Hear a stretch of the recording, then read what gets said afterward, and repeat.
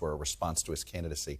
And now he's putting his party on notice. And it sounds to me he's putting Kevin McCarthy on notice. You better impeach him. That you better do this. And that any attempt to make the case against Donald Trump is met with, well, how could this possibly be true? Because everything's corrupt, right? The DOJ's corrupt in the way that they've handled the Hunter Biden case. It no longer becomes just about Donald Trump. They have now other pieces to bring in, to even bring those who are skeptical about Donald Trump into this process. And this is, the reality, too, is the more oxygen that Donald Trump sucks up, the harder it is for any of these Republicans to break out. They can't have a message that goes against what he's been bringing. Leigh Ann, you prowl those corridors in Congress a lot. We know the appetite isn't fully there, but that doesn't mean it won't happen. No, the fact that House Speaker Kevin McCarthy even opened the door to an impeachment inquiry this week, it means that it is very likely that it's going to happen. Is this his way of negotiating spending bills, by the way? Does he think shiny metal object on impeachment get these guys to vote for spending bills? There's a couple things going on here. First, when you open that door, you can't walk it back. You can't do an impeachment inquiry and not do an impeachment. So most Republicans and Democrats think that this is going to happen on Capitol Hill. The timing is interesting. He was having another internal battle with the far-right faction of his party over spending bills. This is the fourth internal battle he's had. Meanwhile, he's getting a lot of pressure from Donald Trump to do something, to defend him. And so this has been his reaction, and it is absolutely political. You talk to Senate Republicans, and most of them are like, what are you going to impeach Joe Biden on? So there's a huge gap within the party. Faiz, if you're the Biden campaign struggling to get younger voters who are more progressive to rally around you, is there any better idea than impeaching him?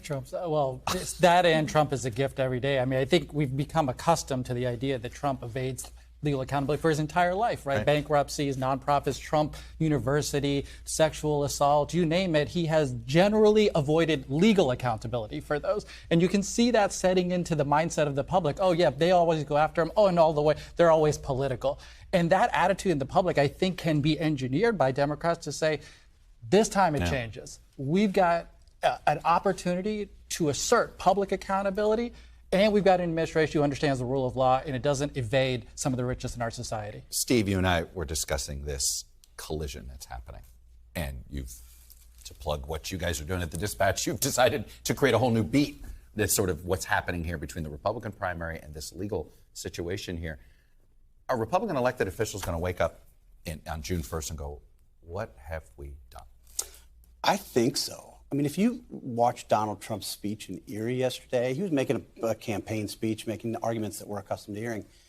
He was also laying the ground, I think, for something a lot darker. He's talking to people who are believing a totally different reality than he's putting out there, where Joe Biden is the most corrupt president in the United States, where the DOJ is only coming after him, where he's the sort of innocent victim. And his supporters believe it because they're not seeing it covered in conservative media. They're seeing his arguments amplified and echoed. And I think that's really worrisome. You look at the kinds of arguments he's making. You've got a third of the Republican Party who believe that he hasn't done anything wrong. There was a Marquette University poll out this week. 50% of Republicans think Donald Trump didn't even keep classified documents. I mean, we have video of this. We have Trump has him admitted on it. tape. Right. He has said he did it. On tape. He's not Half of the denying this Republican stuff. Party doesn't even believe this.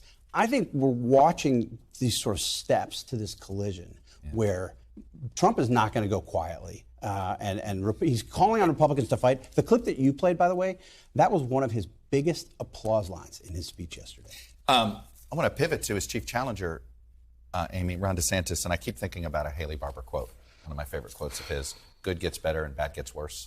And we've been watching DeSantis, and I just want to put up this tweet from Congressman John James, an African-American Republican from Michigan, where he points this out. And he says, first of all, slavery isn't CTE.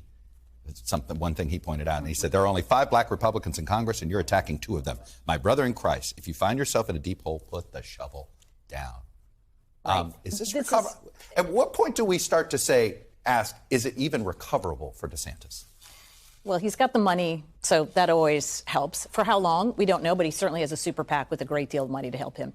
To me, this debate is going to be fascinating on August 23rd. Yeah, without Trump now, there's an actual interesting contrast, Scott versus DeSantis. Well, and the fact that you see the pile-on right now on Ron DeSantis suggests that those people who are going to be standing on the stage with Ron DeSantis know exactly what they need to do, which is he's already he's lowering. If they can just get one more punch in, he's no longer number two. Somebody else gets to be elevated. This is a very, very dangerous debate for Ron DeSantis. You know, the main thing that's happening here, you and I believe this about campaigns, is they reveal people.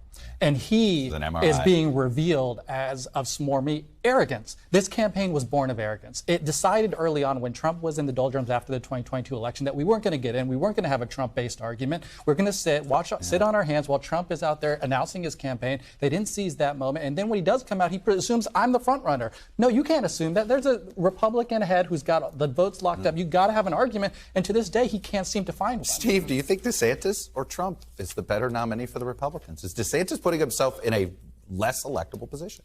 Yeah, but he's clearly the better nominee for Republicans. I don't think Donald Trump will win the election. Totally. But look, I think Ron DeSantis has gotten, to a certain extent, a bad rap on this. I mean, this was not a whitewash of the curriculum that Florida put forward was not a whitewash. There are 191 items that tell a detailed and harrowing story about American slavery in his plan.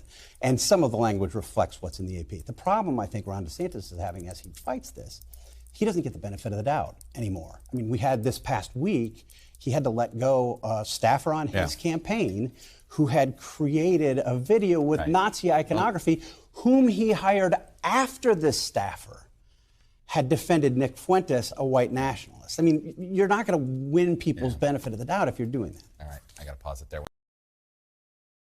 Thanks for watching our YouTube channel. Follow today's top stories and breaking news by downloading the NBC News app.